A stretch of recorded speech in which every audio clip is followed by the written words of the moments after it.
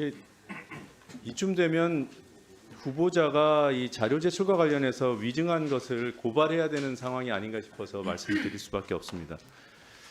배우자 주식거래 내역 제출하겠다고 어저께 수차례에 걸쳐서 명확하게 답변했고 오늘 아침에도 얘기를 했는데 지금에 와서 못 주겠답니다. 도대체 이게 어떻게 된 일인지. 그리고 휴가 기록도 어제 분명히 준다고 했고 어제 일부 특정일에 대해서는 확인까지 해줘놓고 지금에 와서는 근무 시간 중에 거래 내용이 확인될까 봐 두려웠던지 일괄적으로 못 내겠다고 하고 있습니다. 이 입장을 다시 한번 확인해 주시고요. 네. 이 입장이 맞으면 고발 의결을 해 주시기 바랍니다. 그 후보자께서는 어저께 본인 주식 거래 내역과 휴가 일정표와 그리고 그러니까 우선 본인에 관해서 그리고 IP 주소까지 주겠다고 하시지 않았습니까? 네, 우선 제 근태에 관련해서는 노종면 위원님께서 특정하신 날짜는 제가 6일인가요? 제공을 해드렸습니다. 근데 전반적인 저의 근태와 관련해서는 제공하기 어렵다는 말씀을 드립니다. 왜요? 근태가 성실하게 성실한 근무를 하셨다면 오히려 이렇게 성실하게 했다. 그리고 주시는 게 본인을 더 돋보이게 할 것 같은데요.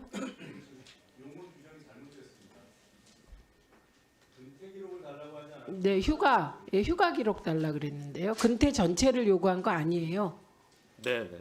전체 휴가 기록을 내기에는 좀 부적절하다고 생각합니다. 이유는 뭡니까? 개인 정보에 해당되고요. 위원님께서 특정하신 날짜는 제가 처음부터 제공을 해드렸습니다. 그러면 그리고 특정을 좀 더 해주시면 어떨까요? 거래일이 50일입니다. 50일 특정 다 돼 있으니까 거기에 맞춰서 주십시오. 네, 거래했던 50일, 그 50일을 특정해서 다 자료 제출 요구하셨죠. 본인의 거래 내역은 어제는 본인의 것이 아니라 아닐 수 있다고 얘기해서 다시 제출해달라고 요구했는데 어제 저희가 이미 입수해 놓았던 그 거래 기록이 본인 계좌 거래 내역이 맞답니다. 아, 예. 그건 회수가 된 거고요. 그렇게 거래가 특정되어 있는 날에 휴가 기록을 제출해 주시면 되는 것이고 약속대로 배우자의 거래 내역 제출해 주시면 되는 것이고 역시 약속대로 IP 주소 확인해서 주시면 됩니다. 자, 여기서 하나씩 확인하겠습니다.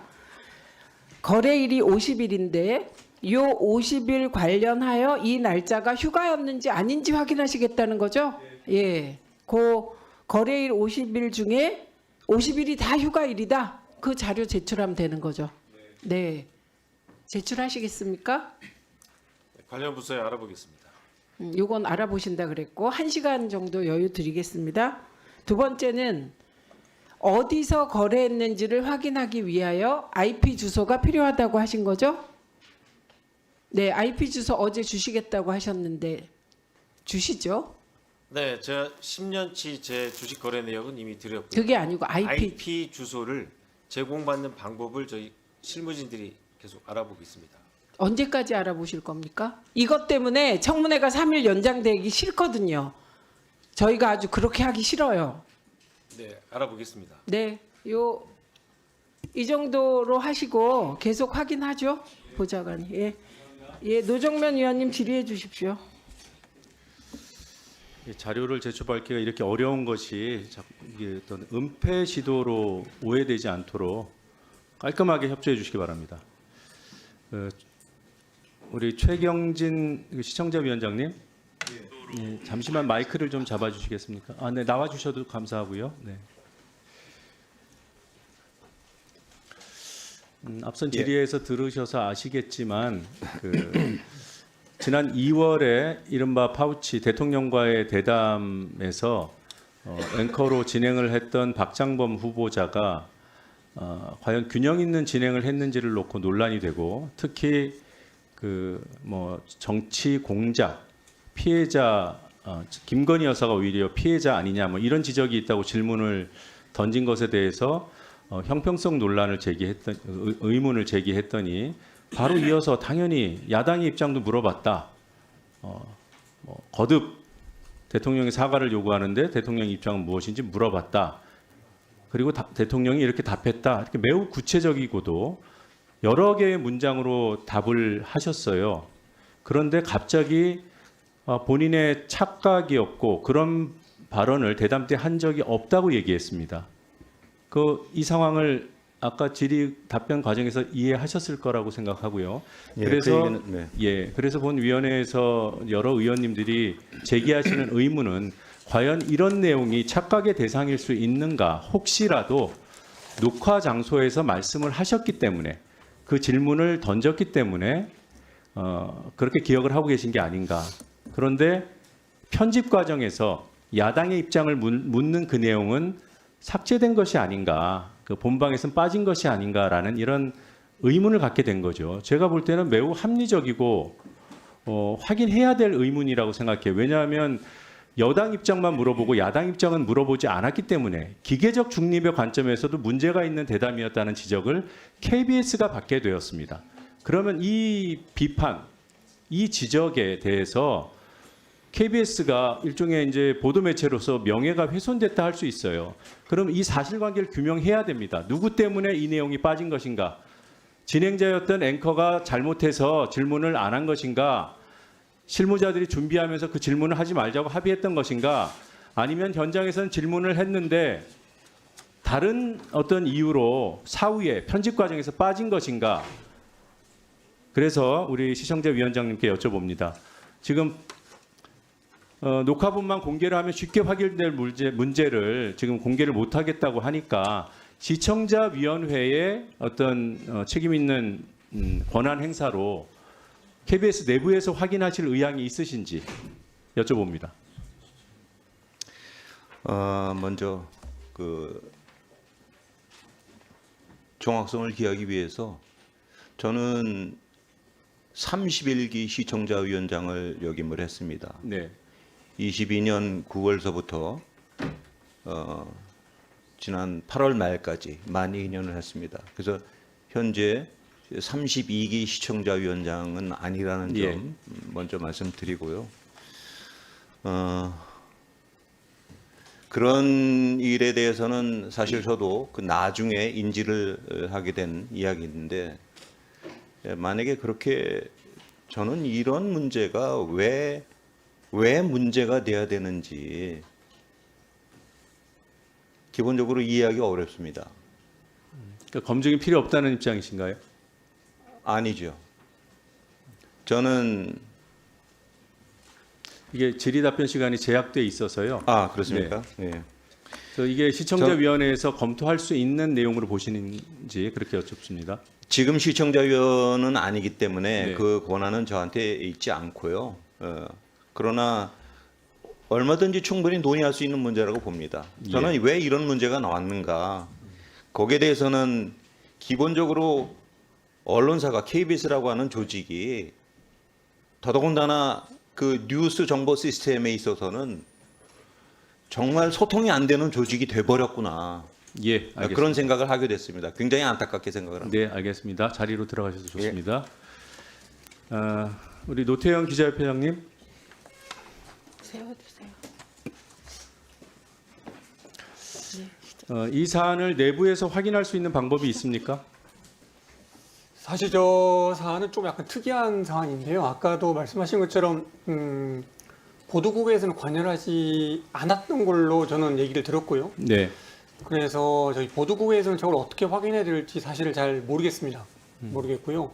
그 말은 이제 거꾸로 얘기를 하면은 사실 예전에 대통령과의 대화를 보면은 가장 차이가 나는 거는 결국 투명성인 것 같아요. 누가 네. 앵커를 하고 그 과정에서 어떤 질문이 나올지를 사전에 좀 정리가 돼가지고 공개가 돼서 투명하게 진행이 되고 라이브로 진행이 됐는데 이번에는 아시는 것처럼 사내에서 저게 누가 진행했고 누가 책임을 지고 네. 누가 실무를 맡았는지 아무도 모르기 때문에 예, 말씀 중에 저도- 죄송합니다만 네. 그건 이제 벌어진 일이고 예.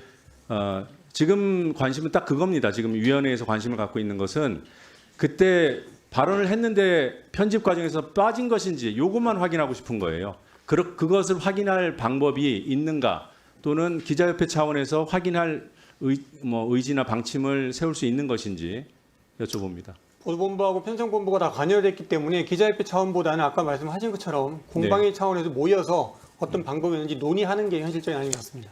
그런 논의가 혹시 뭐 편집권 침해라든가 제작 자율성 침해 여기 이런 논란에 휩쓸릴 가능성이 있습니까?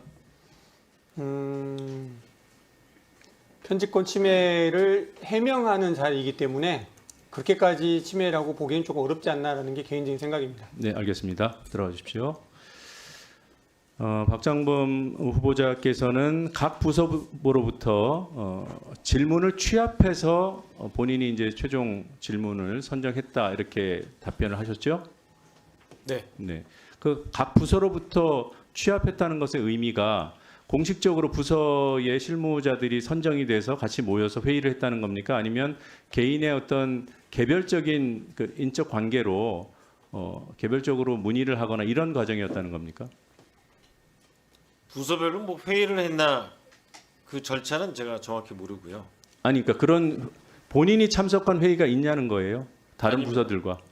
그럼 부서들로부터 취합을 했다는 거는 어떻게 입증이 되죠? 그거는 제가 전달받았습니다. 누가 전달을 해주던가요? 제 상급자로부터 전달받았습니다. 아, 상급자가 부서의 그런 의견들을 취합해서 전달해 주던가요? 부서의 의견이라기보다 부서의 질문지를 이제 전달받았습니다. 아, 그 질문지 형태로? 취합한 질문지 형태였습니다. 거기에 부서별로 그럼 다 나뉘어져 있었겠네요? 부서별로라기보다 그 정치, 외교, 안보, 경제, 민생 뭐 다양한 분야. 분야별로? 네. 그게 부서에서 왔는지 그냥 특정인 몇 명이 분야별로 나눴는지 어떻게 확인하죠? 그때 어떻게 확인하셨습니까? 궁금하기나 했습니까? 아니 그거를 뭐 따로 물어봐서 확인하는 절차를 제가 별도로 진행하지 않았어요. 근데 어떻게 각 부서로부터 취합했다고 얘기하세요? 국회에 하는 공식 답변인데 그 내용 자체가 그 부서가 아니면 못 만드는 내용이다? 저한테 물어봐도 해드릴 수 있을 것 같은데. 그러니까 담백하게 여쭤보는 거예요. 부서가 공식적으로 참여한 것인지 그걸 본인이 그 당시에 확인해서 이렇게 답변을 하신 것인지 확인 안 하셨군요. 알겠습니다. 그 녹화 당시에 김 여사 수수 물품들이 그 핸드백 이외에 다른 물건들이 더 있었던 것도 알고 계셨죠? 화장품도 있고 그리고 양주도 있고 그 가액에 대해서도 알고 계셨죠? 네, 그 기사는 봤습니다. 네, 이게 사전에 알고 계셨고요.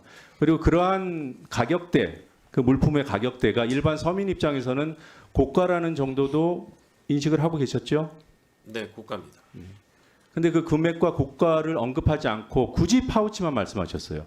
이게 파우치와 명품백을 이게 대립적으로 해서 파우치가 맞냐, 명품백이 맞냐, 이건 논쟁이 아니에요. 그냥 상징일 뿐입니다. 근데 그 진행 당시에 박장범 후보자는 파우치라고만 언급했어요. 나아가서 조만한 백이라고 했고요. 근데 왜 가장 객관적인 금액과 이 고가임을 얘기하지 않았냐는 거예요. 그거에 대해서 문제 제기를 하는 겁니다. 그래서 파우치는 공식 이 고유 명의이기 때문에 상품 명의이기 때문에 괜찮다. 이 답변은 궤변이라는 비판을 받을 수밖에 없어요. 충분히 동의하시리라고 알겠습니다. 해당 물품들을 김 여사가 결국 받게 되는 과정을 아십니까? 알고 가셨어요? 어떤 과정을 거쳐서 김 여사가 300만 원짜리 그 백을 받게 됐습니까? 그 전에 카톡을 어떤 식으로 나누고 어떤 방식으로 약속이 잡히고 그런 내용은 확인하고 질문에 임했습니까? 그와 관련된 기사를 봤습니다. 좀 설명을 해주시죠. 기억에 남는다면. 그 선친과의 인연을 얘기하면서 그 카톡 대화를 나눴고 그리고 방문하겠다는 의사를 전달한 후에 방문한 걸로 알고 있습니다. 너무 수박 겉핥기식으로 아신 것 같아서 다음 질의에서 구체적인 과정을 설명드리겠습니다. 박민규입니다. 박장우 부장님, 네. 예, 본의원이 어제도 질의했었지만 우리 사장님 후보자께서 지원시 제출한 경영계획서 이제 특히 중요한 수신료 징수 체계 안정과 관련돼서 구체적으로 분리고지 이후 수신료 미납 대책을 마련하고 또한 수신료 제도를 보완할 수 있는 방안을 마련하겠다라고 해법으로 제시하셨어요. 네. 하지만 제가 이해가 안 되는 거는 KBS 수신료의 법적 보장을 할 수 있는 방송법 개정안에 대한 박 후보자의 입장을 우리 노정면 의원의 서면 질의를 통해서 묻는 답변을 들어보니 거기에서는 공정 업무 수행의 편견 또는 차질을 이야기할 수 있어 제출하지 못하겠다라고 거부하신 상태입니다. 또한 어제 우리 청문회에서의 저와 많은 의원들 질의에 있어서도 관련된 법적 보장 수신료에 KBS가 주도적으로 나서서 법제화하기는 어렵다고 답변했는데 그래도 우리 KBS의 가장 큰 위기를 맞이하는 우리 상황에서 취임할 예정으로 인사검증을 받고 있는 후보자께서는 수신료 관련된 법적 보장에 대한 입장을 내야 된다고 생각합니다. 이는 KBS 구성원과 시청자 그리고 이런 것이 보다도 윤석열 대통령과 용사의 지침이 더 중요하다고 생각하는 게 아닌가라는 의구심을 지울 수가 없습니다. 그래서 그때 또 하나 보니까 우리 사장 면접시 우리 후보자께서 말씀 주신 내용을 보니까 이렇게 말씀하셨어요. 이 수신료 관련돼서는 핸드폰에 TV를 직접 수신할 수 있는 기능을 추가하자. 그렇게 하면 KBS가 수신료 징수와 범위를 대폭 늘리는데 상당히 획기적인 기회가 될 것이라고 방법을 제시하시기도 했어요. 적극적으로. 하지만 아쉽게도 방송법 현재 64조에는 텔레비전 수상기만이 TV 수신료 납부 기준임을 명시하고 있습니다. 네. 그 말은 즉 방송법 개정안이 필요하다는 거죠. 저는 다시 이 자리에서 여쭤보겠습니다. 우리 방송법 개정 등을 포함한 수신료의 법적 보장에 대해서 박장범 후보자의 의견은 무엇입니까? 수신료 안정화가 KBS의 가장 중요한 과제 중에 하나고 국회에서 법률을 통해서 수신료를 안정화시킬 수 있는 제도 개선을 추진해 주신다면 저희는 충분히 그거에 협의에 동참해서 따를 생각이 있고요. 하지만 현재 상황에서는 수신료의 분리 징수가 이루어지게 된 배경 그리고 가장 최근에 있었던 이 헌법재판소의 결정 등을 고려해서 대처하고 있는 상황입니다. 예, 어제도 제가 본 의원이 똑같이 지적했습니다. 현재 박민 사장도 작년만 해도 법적 보장이 필요하다고 얘기했다가 올해 똑같은 법률이 20대 국회에 발의했음에 불구하고 그 의견을 물었을 때 같은 대답을 하셨어요. 그 결과가 무엇입니까? KBS 구성원에 대한 신뢰를 떨어뜨렸고 결국 어찌된 이유인지 모르겠어 제2명도 탈락한 거 아니겠습니까? 아니 수신료의 법적 보장 없이 어떻게 수신료 안정적 확보가 가능합니까? 박민 사장님이 했던 구조조정도 단기적인 효과일 뿐이고 그리고 법적으로 보장되지 않은 상태 분리징수에 또 다른 비용을 이중 비용을 낭비하는 이러한 구조는 제가 보기에는 분리징수를 원했던 그 선택이 잘못됐고 그 부분에 대해서 KBS 구성원이고 그 대표자인 후보자께서 명확한 방침을 가지고 KBS 구성원들 대신해서 대통령과 여당과 야당을 설득하셔야지 국회 잘 논의해 주시면 이거는 책임을 방기한 행위로밖에 보지 않습니다.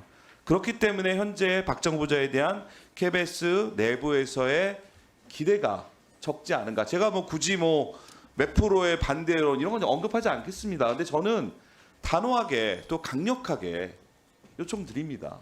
후보자께서 임명되신다면 이거는 구성원을 위해서 또 우리 KBS 공영방송을 위해서 적극적으로 하셔야 될 부분이라고 생각합니다. 네, 알겠습니다. 그 사장 지원서 관련해서 좀 살펴봤어요. 현재 박민 사장에 대한 입장에 대해서 특별히 묻지는 않겠습니다. 하지만 같이 경쟁했었던 박민 사장의 경우 사장직에 지원하면서 지난 우리 국정감사를 통해서 경영계획서 작성에 KBS 내부 직원을 동원했다는 의혹이 제기된 바 있습니다. 알고 계신가요? 네. 네. 자, PPT 띄워주시죠. 그런데 이게 이제 보면 박장범 후보의 경영계획서 10대 핵심 전략이고 그 전께 이제 박민 사장님이 직원을 통해서 제출한 걸로 의혹을 받고 있는 경영계획서입니다. 내용이 매우 거의 90% 키워드는 거의 똑같고요. 한 가지 빼놓고 다음 페이지 한번 그렇죠. 10가지 10대 전략 중에서 9가지가 똑같은 내용입니다. 물론 KBS가 당면하고 있는 과제, 법적으로 해야 될 의무가 있다 보니까 유사할 수 있다고는 하지만 제가 보기에는 이게 도대체 어떤 게 원본이고 어떤 게 카피본인지 헷갈릴 정도로 별 차이가 없습니다. 제가 이걸 왜 지적하냐면 박민 사장님의 체제는 KBS 구성원 내에서도 인정받지 못했던 부분이 있고 심지어 이사회에서도 완벽하게 재신임을 받지 못한 상태에서 경영 계획서 차원만 봤을 때는 박장범 후보자가 왜 KBS 사장이 돼야 되는지 이해할 수가 없습니다. 설명해 줄 수 있겠습니까? 이사회에서 결정을 하신 사안이기 때문에요. 그러면 이사회는 경영계획서는 전혀 상관하지 않고 그저 뭐 다시 말할 수밖에 없는 우리 대통령과 김건희 여사의 심기를 경호했었던 후보자에 대한 보훈 인사라도 한 것인지 의심하지 않을 수 없습니다. 네, 다음 PPT 한번 띄워주십시오. 혹시 박정우 부장님은 경영계획서 직접 작성하셨습니까? 네. 그러면 그게 참고하는 게 우리 박민 사장님 자료랑 무슨 공통된 자료가 있나요? 뭐 KBS 경영계획하고는 그래도 꽤 차이가 있던데. 제가 이제 박민 사장 지원서는 보지 못했고요. 제가 네, 내기 먼저 냈기 때문에. 그렇겠죠. 당연히 경쟁이니까요. 근데 네. 참 의아하죠. 참 내용이 거의 똑같아서요. KBS 이사회에서 해마다 이 경영 백서를 네. 출간하는데요. 네. 저는 그거 자료를 가장 많이 그럼 참고했어요. 저희가 보기에는 그 경영백서에 나오는 주요한 카테고리들을 그냥 똑같이 내용을 하지 않나. 과연 우리 KBS 수장을 뽑는 데 있어서 경영계획서가 과연 KBS 이사회의 사장 선임의 가장 기초 자료임에도 불구하고 과연 그것이 자료로서 충분한 역할을 했는지 의심하지 않을 수 없습니다. 그리고 백서뿐만 아니라 KBS 사장으로서 임기를 순진하게 수행하려면 총체적 위기의 KBS를 어떻게 리더십을 가져갈 건가에 대해서 모두 발에 다시 제가 또 질문 드리겠지만 거기에 대한 비전은 전혀 없어요. 그저 정답만 나는 수준이기 때문에 현재 KBS의 위기를 과연 박장범 후보자 리더십으로 돌파할 수 있을까 걱정이 앞설 뿐입니다. 지금 보여주고 있는 다음 PPT 보십시오. 게다가 이제 우리 후보자께서는 이사회 면접에서 모두 발언을 통해서 기계적인 균형을 지키면서 정책 편향성 논란을 최소화하겠다고 약속하시고 발언하셨습니다. 하지만 아쉽게도 우리 박장범 후보자는 우리 PPT에 나와 있는 것처럼 9시 뉴스 앵커로 재직할 당시 정치적 편향으로 KBS 시청자위원회로부터 3차례나 지적을 받았습니다. KBS 시청자위원회 구성은 방송통신위원회가 정한 12개의 분야, 인권, 장애인, 학부모, 소비자, 언론, 경제, 문화, 과학기술, 법률단체 등 다양한 분야에 추천을 받아서 만들어지는 공적 기구입니다. 이곳을 통해서 3차례나 문제를 지적받았던 분이시고 또한 KBS 시청자 청원 게시판에도 우리 박 후보자의 정책 편향 관련 논란으로 무려 50억 건의 문제 제기가 제기된 바 있습니다. 특히 50억 건 중에 45건은 계속 반복되고 있는 문제 윤석열 대통령의 파우치 대담 이 건의 직후에 나오는 것들입니다. 이러한 것처럼 우리 후보자께서 KBS의 위기 상황에서 사내 통합과 공정한 인사와 여러 가지 다양한 혁신을 통해서 KBS 위기를 구하겠다고 모두 발언에 말씀하셨는데요. 제가 계속 앞으로도 좀 우리 이거 글을 읽으면서 우리 후보자께 다시 한번 이 인사청문을 통해 확인하고 싶은 게 하나 있습니다. 내용 뭐 보이셨을 때 잘 아실 거예요. 그 보도의 공정성, 정확성을 주기 위해서 제작 자율성을 최대한 보장하되 동시에 데스크 기능도 강화하겠다. 공정성과 정확성, 중립성을 훼손할 경우에는 엄격히 문책하겠다고 하셨어요. 그 방식으로 팩트 체크 시스템을 강화하겠다고 하셨습니다. 이 구체적인 내용은 무엇입니까? 이것이 마치 권력에게 비판적이고 국민의 방송으로서 국민의 신뢰를 올리려고 하는 현재 기자들의 입을 막으려 하는 의도가 아닌가 의심이 되는데 어떤 의도로 이렇게 쓰셨는지 설명을 좀 자세하고 구체적으로 정치적 중립성 편향 논란이 있었기 때문에 그 후보자가 갖고 있는 편향 논란을 감안하시고 이 자리에서 정확하게 설명하고 약속해 주실 필요가 있다고 생각합니다. 말씀하십시오. 네, 먼저 실무자들을 옥죄기 위해서 제가 그런 표현을 쓴 것은 절대 아닙니다. 옥죄일 수 있는 구조도 아니고요. 여기서 말씀드린 것은 실무자라고 하면은 평기자, 평PD. 하지만 책임자는 또 이제 팀장과 부장, 데스킹 권한을 갖고 있는 사람들인데요. 그 둘이 같이 커뮤니케이션을 잘 해야 좋은 기사와 좋은 프로그램이 나옵니다. 우선적으로는 그 소통을 잘 하자라는 취지에서 말씀을 드린 거고 게이트키핑 과정이 왜 중요하냐면은 기본적으로는 사실관계를 잘 확인해서 오보를 막는 일이 KBS 전체 프로그램의 신뢰도를 지킬 수 있는 길이기 때문입니다. 문책이라는 표현을 쓴 거는 방송이 나간 후에 의도하지 않았던 의도해서 오보를 하는 경우는 없습니다만 예기치 않게 오보라는 거는 발생할 수밖에 없는 상황도 생깁니다. 그럴 경우에 철저하게 경위를 파악해서 최대한 사실 확인 노력을 했는지 그리고 그 과정에서 실무자와 책임자가 소통을 잘하고 저기요, 커뮤니케이션을 잘 너무 했는지 깁니다. 박민규 의원. 그런 무조건 문책하지는 않겠다는 말씀 드리겠습니다. 사실 여부만 아니라 과연 공정한 방송에서 잘 어떻게 할 건지 사장은 중요하다고 생각하는데요. 추가로 질의하겠습니다. 네. 아니 그게 아니고요. 30초면 될 답변을 길게 늘려서 한다는 취지였습니다. 이정원 위원님 질의하십시오. 네, 서울 광진구가 국회의원 이정원입니다. 박상범 후보자님, 저널리즘의 핵심은 뭘까요? 30년 동안 기자와 앵커 특파원으로 생활해 오셨는데. 네, 검증된 정보를 제공하고 이 권력에 대한 비판입니다. 네, 검증된 보도를 하고 권력에 대한 견제와 감시, 비판의 끈을 늦추지 않는 것이 저널리즘의 핵심이겠죠. 저도 동감합니다. 그런데 지난 2월 7일 KBS 특별대담 대통령실을 가다 방송 이후에 본인께서는 유쾌하지 않을 그런 별명을 얻으셨더라고요. 어떤 별명이신지 혹시 말씀하실 수 있으시겠습니까? 네, 파우치박. 네, 이런 별명으로 불릴 때 부끄럽습니까? 아니면 억울하십니까? 답변하시기가 좀 힘드시겠죠. 네, 파우치 박이라는 별명을 제가 듣고 피스톨 박이 생각났습니다. 많은 분들 기억하실 텐데 박정희 전 대통령의 경호 대장을 했던 박종규 씨가 피스톨 박으로 불렸잖아요. 그래서 만나는 사람마다 본인의 마음에 들지 않으면 권총을 겨누어서 피스톨 박이라는 별명을 얻었다고 합니다. 그런데 우리 박장범 후보자께서는 파우치와 관련된 당시 대통령실을 가다에서 말씀하셨던 그 발언들에 대해서 질문을 받으면 외국 회사의 실제 그 상품명이 디올 파우치이고 그래서 파우치라고 답한 것이다.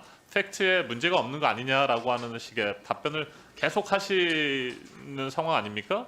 그래서 파우치 박이라는 그런 별명으로 불리는데 파우치 박이라는 별명의 근본적인 이유는 이건 같아요. 그 상품명이냐 아니냐가 중요한 게 아니라 파우치라고 하는 것을 통해서 김건희 여사의 뇌물수수 의혹을 축소하려고 하는 의도를 앵커가 드러낸 것이 아니냐라고 하는 비판 아니겠습니까? 여기에 대해서 수긍하십니까? 저는 수긍하지 않지만 네. 보는 분의 평가는 겸허하게 받아들이겠습니다. 네. 그러면 파우치 박이라고 하는 별명에 대해서 좀 억울하다 이렇게 볼 수 있습니까? 본인 그렇게 생각하세요? 억울하십니까? 네, 답변 안 하셔도 되고요. 자, KBS 사장 공모 당시에 응모 사유를 보니까 행정, 입법, 사법 권력에 대한 감시와 견제 기능을 강화하기 위해 전문성과 역량을 키워야 합니다라고 쓰셨더라고요. 앞서 저널리즘의 핵심에 대해서 제가 질문드렸을 때도 감시와 견제 기능을 말씀하셨죠. 그러면 권력에 대한 감시와 견제 기능을 사장이 되신다면 어떻게 해야 된다고 생각하세요? 또 전문성과 역량을 어떻게 키우도록 노력하시겠습니까? 네, 구체적인 프로그램 제작은 실무자들이 하는 거고요. 네. 사장은 그 외부에서 혹시 있을지 모르는 프로그램에 대한 압력을 막는 일이 가장 중요하다고 막아내 생각합니다. 주셔야 되겠죠. 당연히 그렇게 해야 되겠죠. 그리고 감시와 견제를 강화하기 위해서 전문성과 역량을 키우도록 기자들을 적극적으로 지원해 주시고 함께 해 주셔야 될 것 같습니다. 그런데 이 말씀들이 저는 싹 와닿지가 않습니다. 좀 공허하게 들리기도 하고요. 뭐 누구나 쉽게 말씀하실 수 있는 그런 내용인 것 같아서 그래서 제가 영상을 하나 준비했습니다. 어제 잠깐 보여드렸던 BBC 방송의 인터뷰 영상인데요. 보리스 존슨 총리를 2020년 코로나 상황에서 BBC 앵커가 인터뷰하던 내용입니다. 함께 보시겠습니다. So that's why we're getting on now with our preparations for the winter. A massive, very important, Laura, a massive flu vaccination program. But Prime Minister- stockpiling PPE, But Prime Minister, making sure that we ramp exactly up as you test and say- trace, and making sure that people get tested if they have symptoms. And it is, of course, very important to be prepared for the next 여기 wave. 굉장히 But 중요한 surely 내용입니다. 한번 the best 자세히 way to be 보십시오. prepared is for people to be confident that the government will act quickly enough the next time. I mean, wasn't there a pattern that developed over time? You said you didn't need to ban public gatherings, and then you did. No. The government said we didn't need to wear face masks, and now we do. You didn't pursue 네. community test. 자, 어제도 보여드렸듯이 끊임없이 앵커는 존슨 총리의 답변을 가로막고 궁금한 점에 대해서 추가적인 질문을 이어갑니다. 그리고 말을 끊고 추가적인 질문을 통해서 우리 국민들이, 영국 국민들이 알고자 하는 것을 질문하는 것도 중요하겠습니다만 이 내용이 굉장히 중요한 멘트들을 지금 하고 있어요. 존슨 총리는 겨울을 대비한 준비를 시작하고 있고 앞으로 어떻게 잘하겠다라고 하는 얘기들을 하고 있는데 그것도 중요하지만 이 앵커는 계속해서 물어봅니다. 다음 유행에 대비하는 것도 중요하지만 가장 효과적인 대비책은 국민들이 정부가 다음에는 신속하게 대응할 것이라는 확신을 갖게 하는 것이다. 그러니까 영국 정부가 영국 국민들을 위해서 정말 제대로 하려고 한다고 하는 것을, 그리고 과거에도 열심히 최선을 다했다고 하는 확신을 갖게 하는 것이 중요하다고 보는 것이고, 제가 지금 강조하려고 하는 것이 그겁니다. 박상범 후보자가 과거에 권력을 위한 비판과 견제를 위해서 최선을 다했고, 그래서 그런 박상범 후보자가 말하는 견제와 감시 기능을 강화하기 위해서 외부로부터의 든든한 버팀막이 되겠다라고 하는 말을 KBS 기자들이, 직원들이, 그리고 국민들이 확신을 가질 수 있어야 된다는데 전혀 그렇지 못한다는 것이죠. 그래서 과거의 행적에 대해서 저희가 비판하고 평가하고 자격이 있는지를 살펴보는 겁니다. 어제 제가 보여드렸던 대담의 영상 중에서 조금 더 추가로 한번 짚어봐야 할 부분이 있어서 영상 하나 준비했는데 다시 한번 영상 보시죠. 네, 어제 보여드렸던 영상 중에서 대통령실 가다 그 영상이 하나 있습니다. 여기에서 중요한 단어가 나옵니다. 네, 이 대통령석에 앉는 자리 말고요. 저도 마찬가지고 대통령이나 대통령 부인이 어느 누구한테도 이렇게 박절하게 대하기는 참 어렵습니다. 여당에서는 네. 이 사안을 정치 공작이라고 부르면서 김건희 여사가 정치 공작의 희생자가 됐다라고 얘기를 하거든요. 네, 동의- 자 앞서 보여드렸던 BBC의 인터뷰 그 내용과 지금 윤석열 대통령과 박장범 앵커가 주고받았던 이 내용을 보면 엄청난 차이가 있지 않습니까? 박절하게라는 단어가 무슨 뜻일까? 국어 사전을 찾아보면 인정이 없고 쌀쌀하다. 자, 지금 우리 국민들은 불법적인 뇌물수수와 청탁금지법 위반에 대해서 명확하게 답변을 해주고 진실을 밝혀줄 것을 요구하고 있는데 윤석열 대통령은 박절하다라고 하는 말도 안 되는 단어를 써가면서 피해가고 있습니다. 그리고 오해하거나 불안해하거나 국민들이 걱정을 끼치지 않도록, 이게 뭐 오해하거나 불안하고 걱정을 끼칠 일이라는 정도로 축소하고 있는데 여기에 대해서 BBC 앵커처럼 추가적인 질문을 하지 않는다는 거죠. 그러면서 정치 공작이라든지 희생자의 키워드를 대통령에게 던져주는 그런 일들을 했다라고 하는 겁니다. 그러면 파우치 박이라고 하는 별명에 대해서 창피할 줄 알아야 되는 거 아닙니까? 어떻습니까?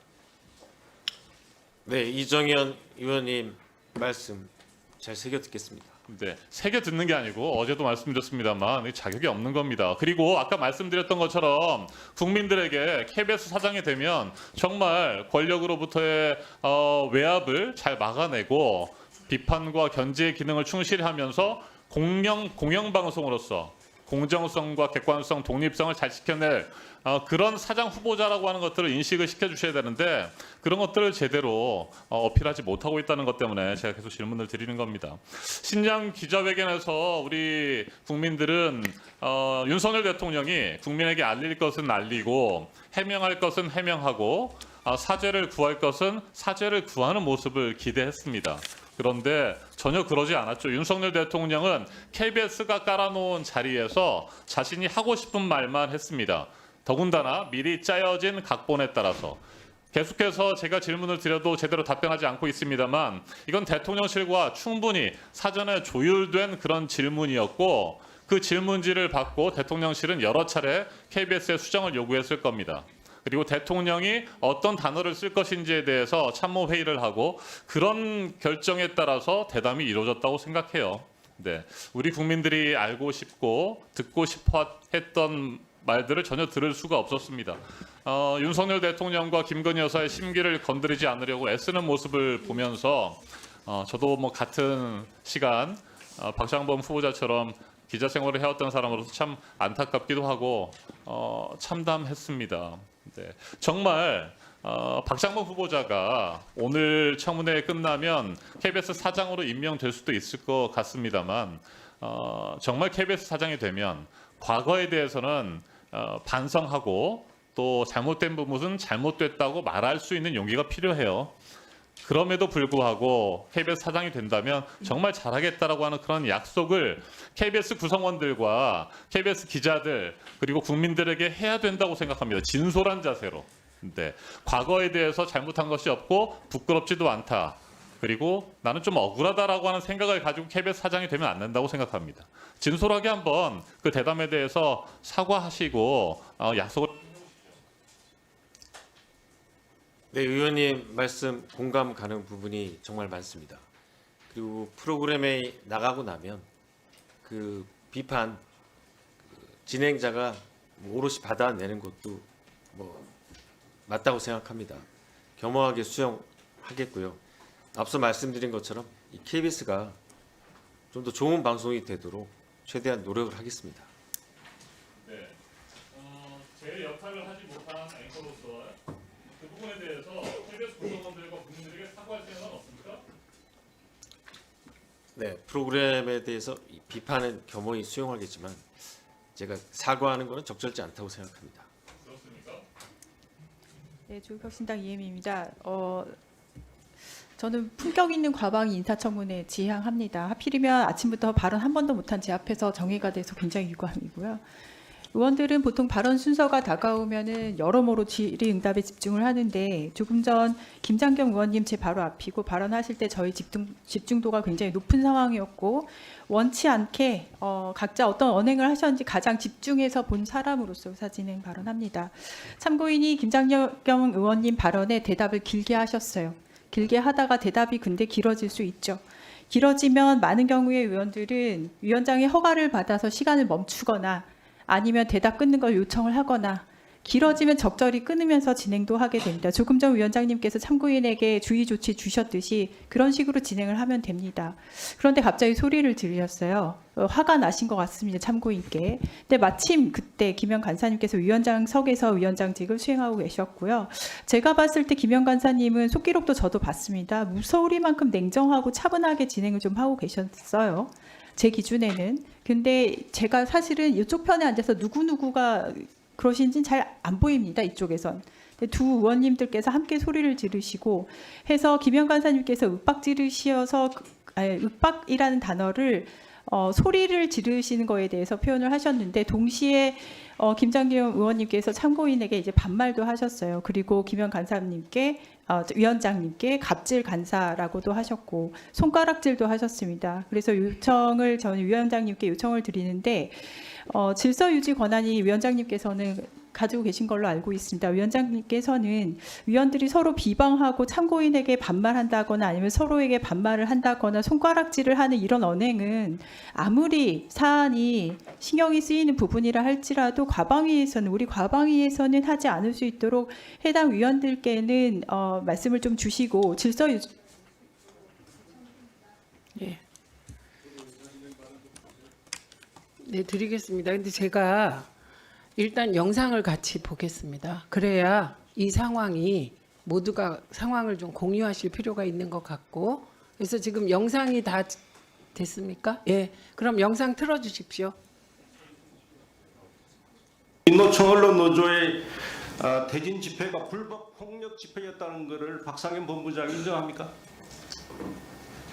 저 판결문은 고대영 KBS 사장과 관련한 해임과 관련된 소송의 판결문이고 네. 당시 파업이 불법이었다라고 하는 판결은 없습니다. 없어요. 그리고 자, 그 당시에 잠깐만요. 모든 팝은 정상적인 쟁행위를 통해서 자, 잠깐만. 인정이 됐었고 당시 교대 노조였던 자, 조용. 당시 자, KBS 말을 노조가 말이죠. 진행을 했습니다. 박상임 시간 좀 끌어줘.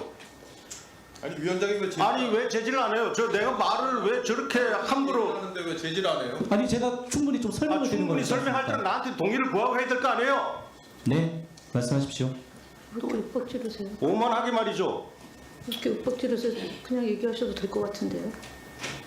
윽박 지르기 안 됐어요 지금? 소리 안 지르시고 그냥 하세요. 참고인으로 오신 거잖아요.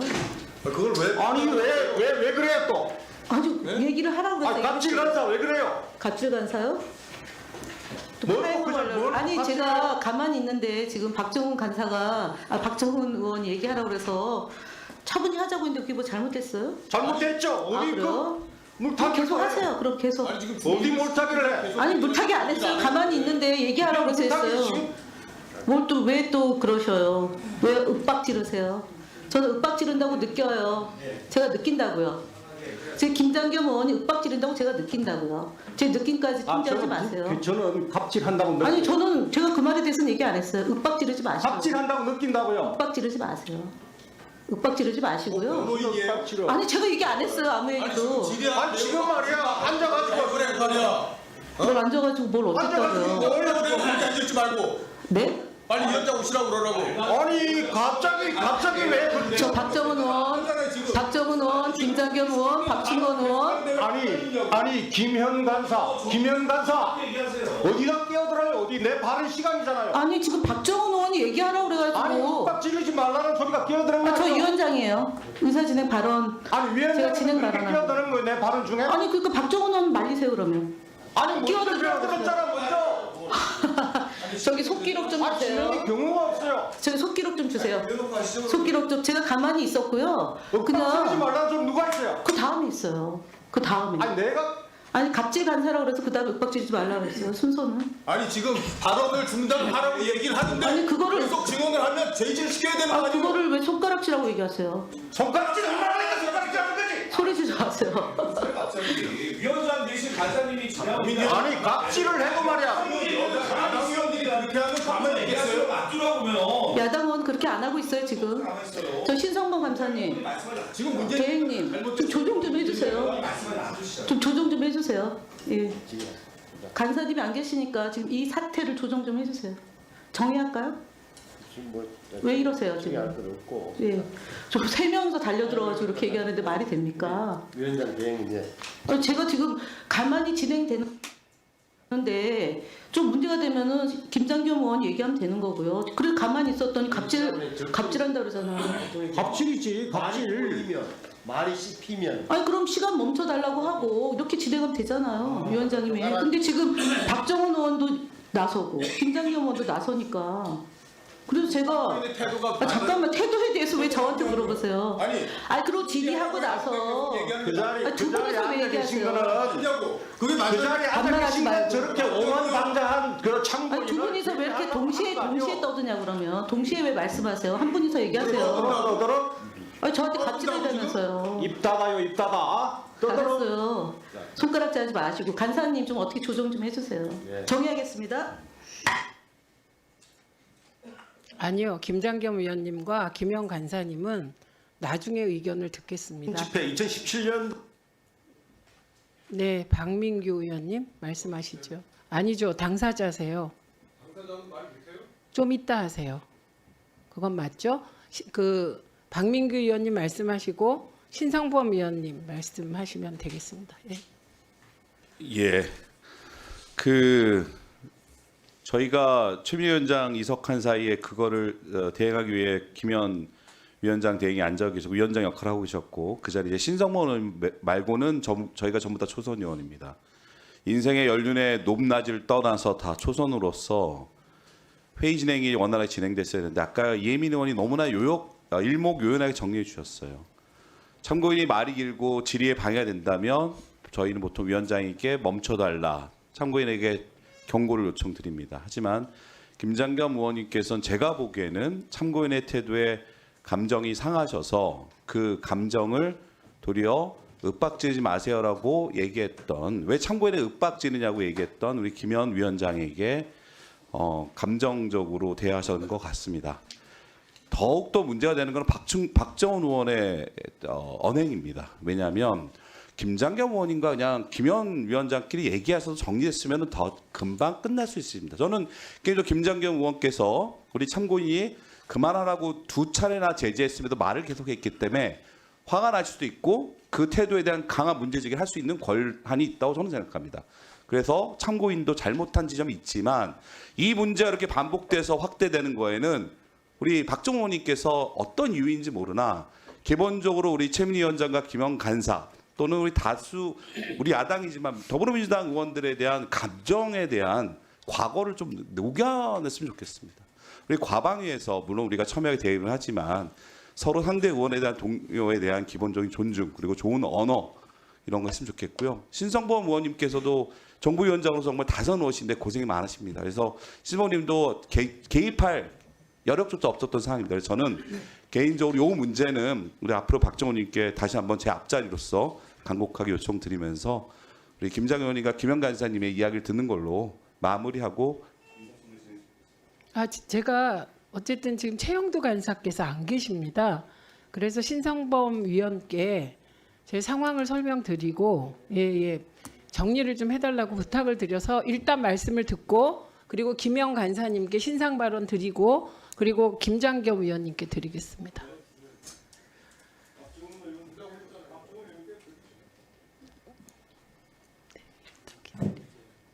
네, 이분 드리세요. 네, 간사 권한대행 신성모입니다. 갑자기 일어난 일이라서 저도 좀 놀랐는데 이제 배경은 여러분 다 아실 겁니다. 배경은 우리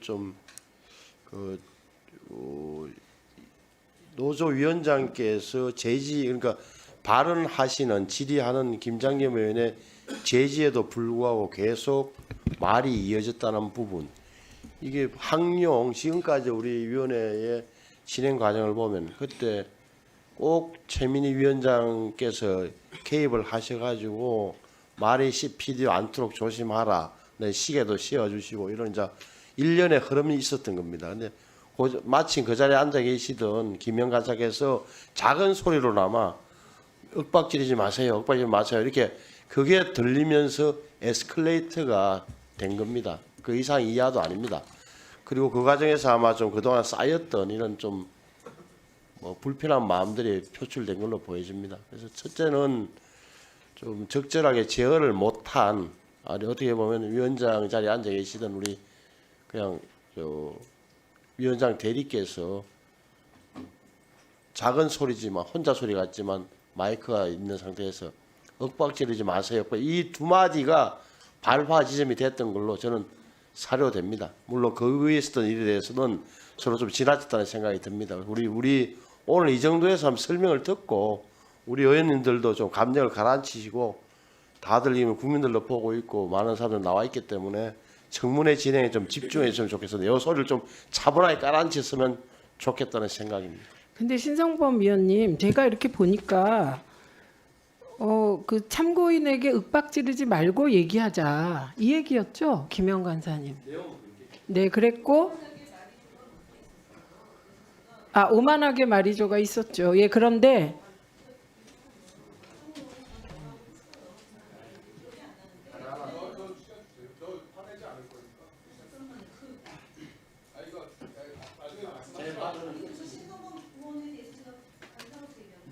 네, 여기 이분 드리겠습니다. 신상 발언 아니고 간사로서 얘기하십시오.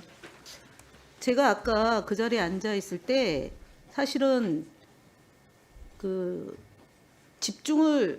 두 분의 대화를 집중을 안 하고 제가 그 PPT를 제작한 게 있어서 그걸 보고 있었어요. 그래서 엄정이 오고 간 걸 놓쳤는데, 그래서 제가 이렇게 보고 있었더니 박정훈 의원이 저한테 뭐라고 해서요. 그래서 이렇게 보고 있었고, 오만하게 말이지라고 참고인한테 얘기를 하길래 윽박지르지 말고 얘기하셔도 될 것 같은데요, 이렇게 얘기한 거예요. 참고인에게. 그래서 소리를 높여진 거죠, 이쪽에서 동시다발로. 근데 갑자기 갑질 간사라잖아요. 근데 뭐 그래도 제가 쭉 얘기를 했어요. 제가 박정훈 의원이 저보고 뭘 하라고 그래가지고 해야 된다고 해서 뭔가 이렇게 하다가 보니까 또 갑질 감사라고 그러고 어디서 물타기 해 이러신 거죠. 지금 김장겸 의원과 옆에 있는 박정훈 의원, 박충건 의원이 세 분이서 동시에 얘기를 하니까 저는 최영두 간사랑 얘기 있을 때도 간사끼리 얘기하자라고 얘기를 많이 합니다. 동시에 이렇게 공격해 들어올 때도. 그래서 신성범 간사님께 좀 정리 좀 해달라고 요청을 한 거예요. 근데 반복된 겁니다. 세 분이서 동시에. 그 되게 폭력적으로 느껴집니다. 저는. 위원장하고 달리 저는 세 분의 남자가 동시에 달려들면 폭력이라고 느낍니다. 주의해 주실 것을 요청드립니다. 그리고 해석하지 마십시오. 저는 폭력으로 느낍니다. 특히 박정훈 의원이 반복된 저에 대한 공격, 김장겸 의원이 저에 대한 공격, 폭력으로 느껴집니다. 갑질한 적 없어요. 그리고 최근에 뭘 자꾸 뭘 가지고 했는지는 모르겠지만 아니 잠깐만요. 박정훈 의원님 드린다고 했잖아요. 예. 저는 새 남자가 여성 의원한테 얘기하는 거 예, 끝나셨습니까? 예, 박정훈 의원님 2분 드리겠습니다. 제가 위원장께 계속 부탁드린 말씀은 어차피 여야가 균형이 안 맞는 상황이기 때문에 공정하게만 진행을 해달라는 걸 계속 요청을 드렸어요. 그리고 솔직히 아까 김현 간사가 그 자리에 앉아 있는 걸 저는 몰랐습니다. 계속 얘기를 하시는데 제지를 안 하고 있어요, 위원장이. 보통 때 같으면 어떻게 하냐면요. 야당 의원들이 질의하실 때 만약에 말이 겹치거나 발언 중지 요청해도 계속할 때 위원장이 꼭 개입을 하세요. 잠깐만요. 지금 계속 이렇게 하시면 안 됩니다. 이렇게 제지를 하시는데 제지를 안 한 상태가 계속 진행이 됐어요. 보셨듯이. 그래서 위원장께 제지를 해달라고 요청을 한 거예요. 근데 보니까 김현 의원이 앉아 있는 거예요. 갑자기 김현 의원이 왜 앉아 있지? 이렇게 생각을 하게 된 겁니다. 상황은. 그러면 그 당시에 지금 제지해 주시는 액션을 했으면 정리가 됐어요. 근데 우리 김장겸 의원 발언하는 데다 대고 윽박지르지 마세요, 참고인한테. 아니 태도까지 김영 간사가 윽박지르지 말아라 이렇게 얘기할 수 있습니까? 근데 그걸 차분하게 진행했다고요? 아주 그냥 문제없이 잘 했다고요? 우리 질의하는 의원한테 윽박지르지 말라고 얘기를 했는데요. 어디 그런 판단이 어디 있습니까? 그건 굉장히 편파적인 진행이에요. 더군다나 위원이 참고인한테 질의를 하는 상황은 위원한테 완전히 주도권이 있는 상황인데 위원장 자리에 앉아있는 민주당 간사가 윽박지르지 마세요 이렇게 얘기하는 게 상식적으로 납득이 됩니까? 위원장님이 한 번이라도 우리 야당 의원들이 질의할 때 강하게 어조로 말할 때 윽박지르지 마세요라고 말씀하신 적 있으세요? 없는 거로 저는 알고 있습니다. 한 번도 그렇게 말씀하신 적이 없어요. 굉장히 편파적인 진행인데 마치 이게 굉장히 공정하고 차분하게 진행된 거고 우리 여당 의원들이 그거에 대해서 문제 제기한 것을 마치 폭력적인 상황으로 지금 묘사를 하고 있는데 어불성설도 이런 어불성설이 없어요. 최초의 발단은 김영 간사가 그 자리에 앉아서 적당히 제지를 하지 않은 거기서부터 출발이 된 겁니다. 빨리 제지를 했으면 다 이 문제가 정리가 됐어요. 이제 다 하셨어요? 예, 이훈기 위원님. 지금 영상 다 봤잖아요. 누가 봐도 김영 간사 한 분을 세 분이 몰아세웠어요. 전 폭력으로 보였어요. 상당히 그리고 김영 간사님 답지 않게 위축돼 있었어요. 아까 딱 보면 목소리도 상당히 작고 그리고 윽박지르고 이것도 말도 되게 작게 했어요. 저는 그리고 항상 저희 위원장님한테 부탁을 드리는데 발언권 없으면 얘기 못하게 하세요. 자꾸 발언권 없는데 마이크 꺼져 있는데 얘기하니까 2명, 3명이 얘기해서 이런 일이 생기거든요. 그리고 그런 거를 상습적으로 하는 분이 계세요. 마이크 꺼진 상태에서 계속 얘기를 하고 자극을 하고. 저는 김영 간사님한테 사과하셔야 된다고 생각해요. 이건 엄청난 폭력을 행사한 거예요. 영상을 한번 보세요. 그리고 참고인으로 나오신 분 제가 아까 영상 봤어요. 한 10초, 20초 그렇게 길지 않았어요. 제지하는데 얘기한 게 다른 분들 훨씬 길게 많이 얘기했어요. 그리고 인내심을 갖고 많이 기다려주기도 하고 얘기하고 또 제지하고 이랬는데 제가 보기에는 그렇게 길진 않았어요. 얘기하던 거 마무리하고 한 문장 정도 더 얘기했나? 그러고 끝났는데 제 기억은 아까 영상 볼 때 한 20초? 10초 그 정도밖에 안 됐어요. 그렇게 길지 않은 시간이고 그렇게 무리하게 한 것도 아니었어요. 근데 왜 이렇게 된 저는 뭐냐면 여러분이 같이 목소리를 내면서 분위기가 이상해진 것 같아요. 저도 다음 질이라 질의 준비하다가 갑자기 깜짝 놀랐는데 저도 사실 다음 질인데 지금 엉망이 됐어요. 뭐 생각을 했다가. 근데 저는 위원장님한테는 일단 발언권, 마이크 꺼진 분들은 절대 발언 좀 못하게 하셨으면 좋겠고 이번 건은 집단으로 김영 간사님한테 한 분들 사과하셔야 된다고 생각합니다. 이상입니다. 예, 그 참고인에 대하여는 제가 이 과정을 보고 참고인께서 앞으로 위원들의 질의에 대해서 위원에게 주도권이 있으니 좀 위원이 그만하라면 그만하고 좀 따라달라고 말씀드렸습니다. 참고인에게 더 이상 뭐라고 얘기할 수는 없어요. 참고인이시거든요. 그래서 참고인에 대해서는 그렇게 해주실 것으로 믿고 더 이상 얘기를 안 했으면 좋겠어요. 더 이상 어떻게 하겠습니까? 예, 그래서 그렇고 그 다음에 이상희 위원님 2분 드리겠습니다. 예. 이게 비가 내리니까 손님 입장에서는 저 비를 가랑비라 그러고 집주인 입장에서는 이슬비라 이야기하고 이슬라에서 이슬비라 하고 이 뭔 얘기냐면은 보는 사람마다 해석이 다 다릅니다. 특히 이 정치적인 논쟁 또 청문회에 있어서는 보는 그 간극 자체가 다를 수밖에 없죠. 어떤 데는 저는 그렇게 생각합니다. 스톡홀름 증후군을 느끼다가도 또 멀어지고 막 그래요. 여기 있는 간극 자체가 한 2m 정도 될까요? 어떤 데는 200m도 되기도 하고 막 그래요.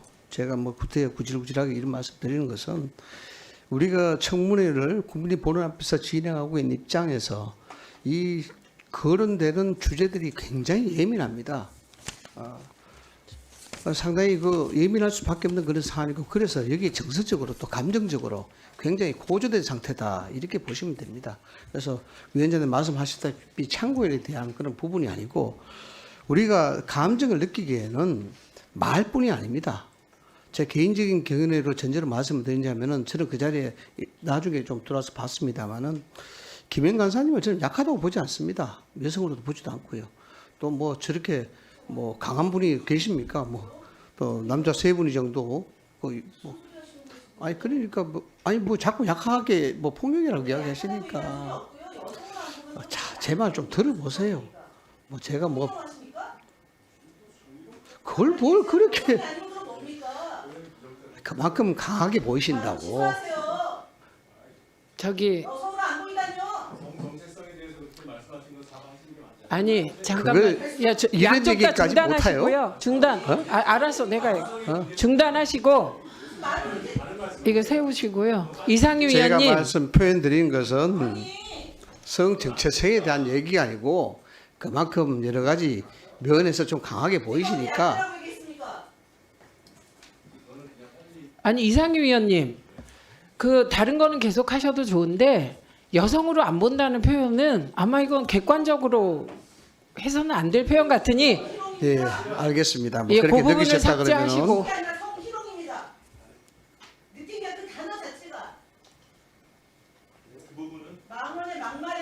그냥 빨리 그 부분은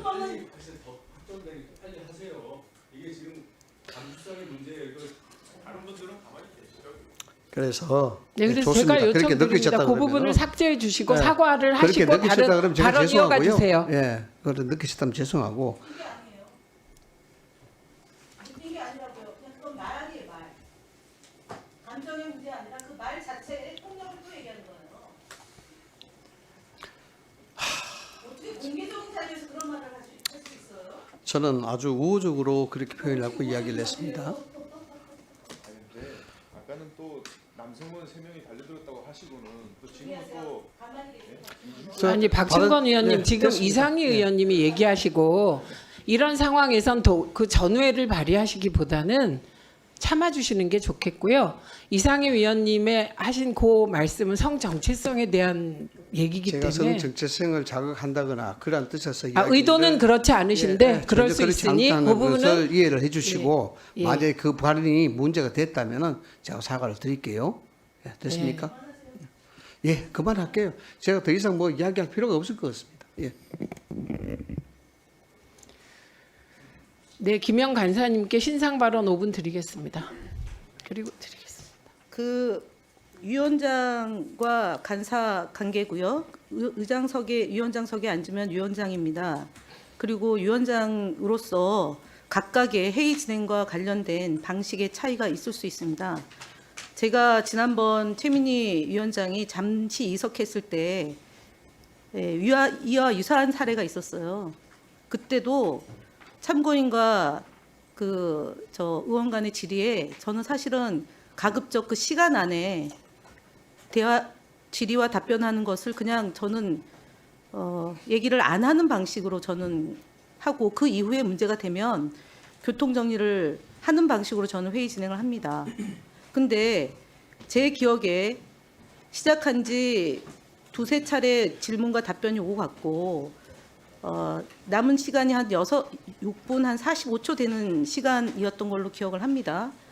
그리고 그 앞서 그 몇몇 여당 의원 질의에 굉장히 자극적이고 논란이 될 법한 대화가 있었기 때문에 참고인도 할 얘기가 조금 있겠구나라고 생각하는 정도였고 앞서 말씀드렸던 것처럼 제 질의를 준비하느냐고 PPT를 보고 있었는데 갑자기 좀 소란스러워졌고 박정훈 의원이 왜 가만히 있냐고 그래서 그런데 그 직후에 오만하게 말이죠 라고 얘기를 했어요. 오만하게 말이죠.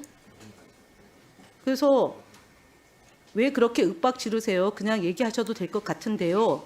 저한테 윽박 지르지 말라는 게 아니라 오만하단 말에 참고인이니까 그러지 말고 얘기해도 될 것 같다라는 취지로 얘기한 거예요. 근데 느닷없이 갑자기 갑질간사 왜 그래요? 이렇게 된 거죠. 그래서 저는 박정훈 의원이 얘기하라고 그래서 교통 정리가 필요한 것 같아서 이제 관여하려고 얘기했던 거예요. 근데 이제 시간은 계속 가고 있었고 그래서 시간 보고 있는데 갑자기 막 세 분이서 저한테 한 거예요.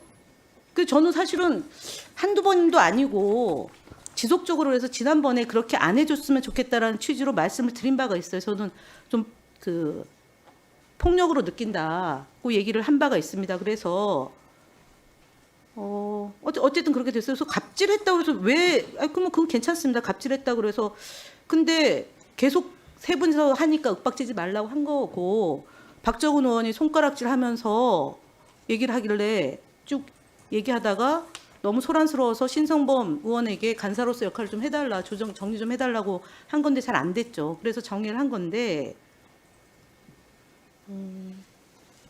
오늘 제가 김장겸 의원한테 갑질한 거 없고 박정훈 의원한테 그런 얘기 들을 말한 거 없고 태도도 없었고 박충건 의원한테 동시에 그런 얘기 들을 거 없었고 이상희 의원이 앞서 제가 연약하다는 표현을 하셨던 것 같은데 그것도 속기로 확인해 보겠어요. 저는 단 한 번도 제가 그 상태에 대한 얘기한 게 아니에요. 남자 국회의원 세 분이 동시에 얘기하는 것을 그 발언이 한 분은 손가락질하고 한 분은 소리 지르고 반말도 하고 막 이래서 그게 세 명이 동시에 얘기하면 전 폭력으로 느낀다고 얘기한 거예요. 윽박지는 걸로 느낀다. 하지 않았으면 좋겠다. 그리고 갑질한다는 거에 대한 되게 제가 박정훈 의원은 잘 아실 거예요. 대리기사 사건으로 갑질했다. 그렇게 해서 지난번에 그 논란이 한번 됐었고 다시는 그 부분에 대한 단어 그런 것을 그걸 안 한다고 해서 덮었던 일이 있습니다. 근데 김장겸 의원이 또 갑질한 표현을 썼어요. 그리고 입 닫으세요라고 했어요. 입 닫으세요. 자, 박정훈 의원이 지난번에 한번 입 닫으세요라고 한 거 지적 안 하고 그냥 넘어갔어요. 또 오늘 똑같이 그 옆에서 김장겸 의원이 저한테 입 닫으세요 그랬거든요. 위원장한테 입 닫으세요라고 했어요. 그래서 제가 윽박지르지 말라고 한 겁니다. 그리고 저보고 왜 끼어드냐고 그랬어요. 진행하는 사람한테 끼어드냐고 똑같이 얘기했어요. 그래서 사과하십시오. 그리고 저는 오늘 분명히 얘기했지만 짧은 시간 대략 한 5분 가까이 위원장석에 앉아 있었는데 갑질한 적 없어요. 그러니까 사과하십시오. 김장겸 의원 저에게 사과하고요. 이상희 의원도 공식적으로 저한테 사과하시고요. 박정훈 의원은 시도 때도 없이 그 박충건 의원 얘기할 때 박정훈 의원 두 분이서 나란히 저한테 공격하고 하는 거 그냥 혼자들 하십시오. 부탁인데. 근데 박정훈 의원도 오늘 얘기하라고 그래서 얘기했는데 왜 저한테 세 분이 해가지고 달려들어서 저한테 화를 내고 막 그러십니까? 저 그렇게 그런 소리 들을 정도로 오늘 진행 잘못한 거 없으니까요. 사과하십시오. 그리고 신성범 간사님한테 제가 몇 번 얘기했지 않습니까? 오늘 조정 좀 해달라고. 예. 네. 예.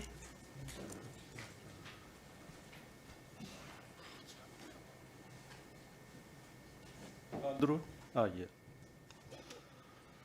아마도 박상현 본부장이 참고인인 박상현 본부장이 내가 무슨 질문을 하든 자기가 할 말은 하겠다라는 생각을 가지고 오늘 이 청문회에 임했던 것 같습니다.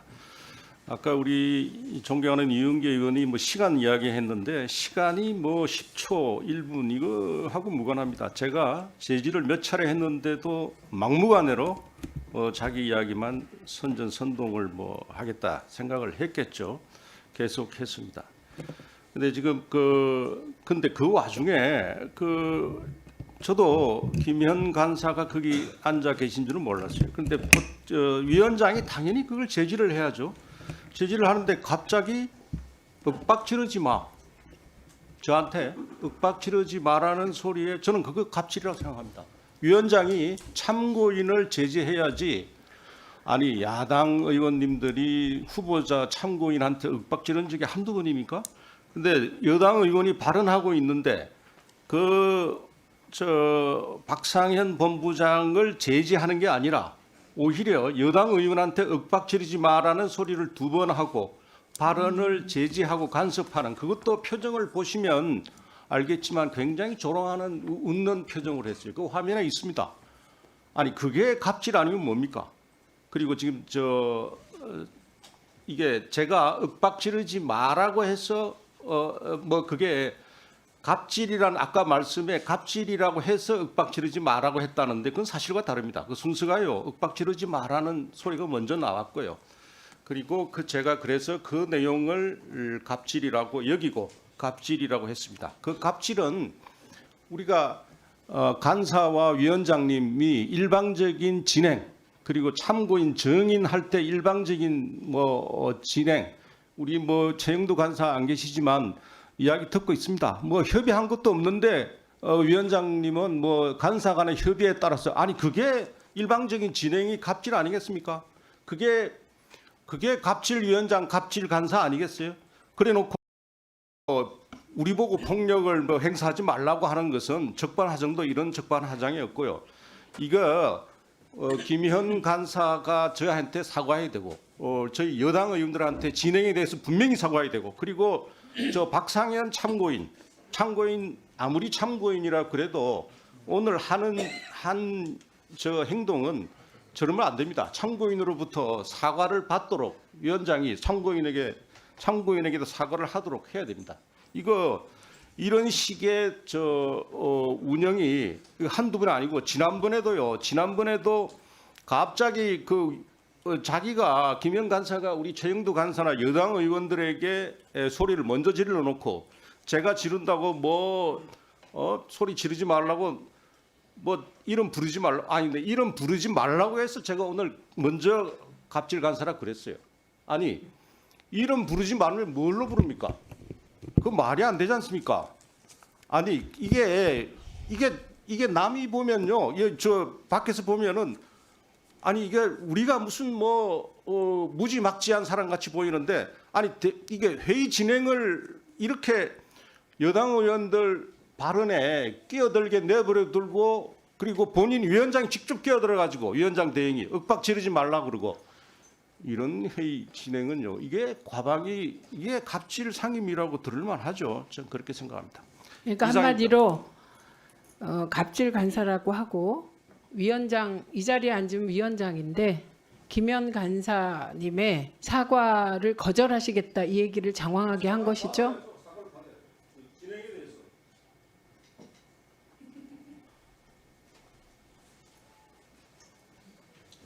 지금 김장겸 의원 얘기를 들어보니 과거에 쌓였던 것이 오늘 그걸 다 얹어가지고 김현 간사에게 지금 갑질 간사라는 표현도 하고 반말도 하고 어디 물타기를 해 이런 식의 발언을 했다는 것입니다. 그리고 저에게 이미 갑질 대마왕이라고 여러분이 규정하셨습니다. 예, 저는 그 방송 장악과 관련하여 저지하는 과정에서 위원회를 정상적으로 운영하기 위하여 국민의힘이 반대하는 경우 표결을 해서 일을 더 많이 하는 쪽으로 결정했기 때문에 국민의힘 의원들이 저에게 그런 표현을 하는 것에 대하여 뭐 저럴 수도 있겠구나 이렇게 생각합니다. 그러나 김영 간사가 그 책임을 질 일은 아니에요. 그래서 제가 김장겸 위원님이 지금 가슴에 쌓인 얘기를 들어보니 90%는 위원장인 저에 대한 것이에요. 아니, 저 그렇게 느꼈어요. 그리고 지금 이 자리는 저도 생리작용을 해결해야 하지 않습니까? 그래서 잠시 나갔다 온 사이에 벌어져서 90%는 저에 대한 비난이고 10%가 김영 간사에게 무리하게 간 것 같아요. 그래서 저는 뭐 그 갑질 간사가 툭 튀어나왔기 때문에 이 부분에 대해서는 그냥 사과하시고 넘어가 주시길 원합니다. 그리고 위원회 운영에 대하여 야당이 반대하는데 제가 여당의 뜻대로 의결을 했다. 저를 비난하십시오. 그러면 제가 그건 몇 번을 말했죠. 저 정치적으로 심판받겠다. 네, 저는 심판받겠지만 이 자리에 계신 과방위원들은 다들 다음에 재선해서 크기 바란다. 이게 제 입장이라고 말씀드리지 않았습니까? 그래서 저는 지금 이 자리가 박장범 청문회입니다. 네, 그리고 제 입장은 분명합니다. 오늘 이 상황은 김현 위원장이 부당하게 당한 것 같기 때문에 위원장으로서 매우 죄송하게 생각합니다. 김영 간사님. 이러지 않기로 했잖아요.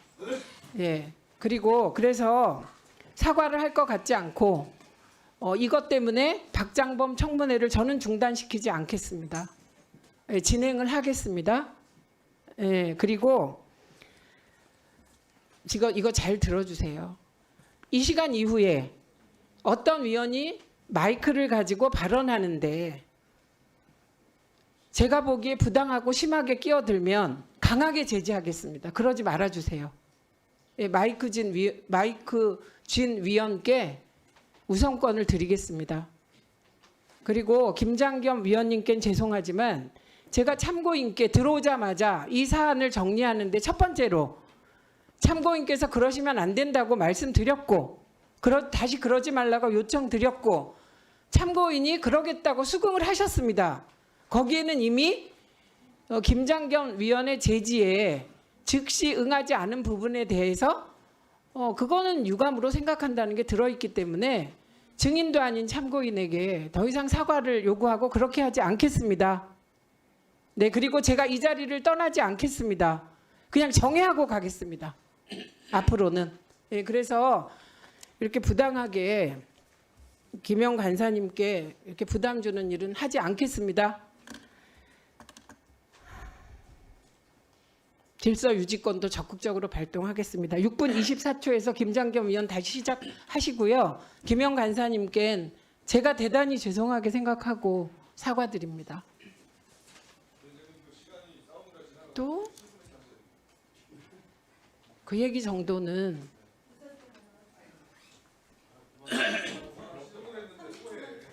저기요. 제가 좀 가만히 좀 계세요. 그 의사진행 발언을 신청한 거고 그다음에 지금 7분에서 시작하자고 하셨죠? 그거는 수용하겠습니다. 예, 30초 드리겠습니다.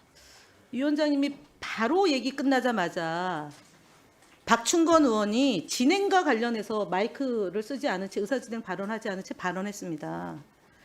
이런 것 때문에 계속 논란이 되는데 하지 말라고 위원장이 얘기했으면 좀 협조가 돼야 되는 거 아니겠습니까?